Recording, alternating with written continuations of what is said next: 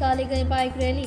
जलपाईगुड़ी जिला पुलिस के निर्देश पर मैनागुड़ी में सेफ ड्राइव सेव लाइफ कार्यक्रम चलाया गया। साथ ही शनिवार को मैनागुड़ी में एक बाइक रैली भी निकाली गई। ये बाइक रैली मैनागुड़ी इंदिरा मोड़ से शुरू हुई थी।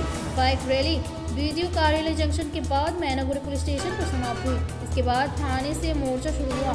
जुलूस में मैनागुड़ी पुलिस स्टेशन के आईसी तमलदास, ट्रैफिक गार्ड ओसी वाईएस सुब्बा, हाईवे ट्रैफिक 2 ओसी कमिश्नर पाल LNT के अधिकारी और प्रतिबंधक कार्यकर्ता उपस्थित थे। मालूम हो कि ये पहल आम लोगों को सुरक्षित ड्राइव और जीवन बचाने के प्रति जागरूक करने के लिए है।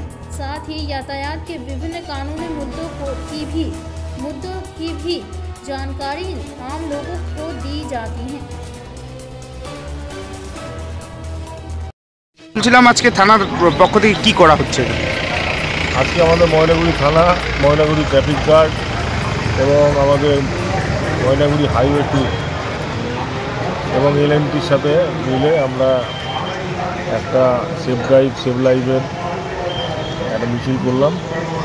তার মাধ্যমে আমরা মানুষকে সচেতনতার প্রচার করলাম যে কীভাবে গাড়ি চালাতে হবে, ট্রাফিক আইন মানতে হবে।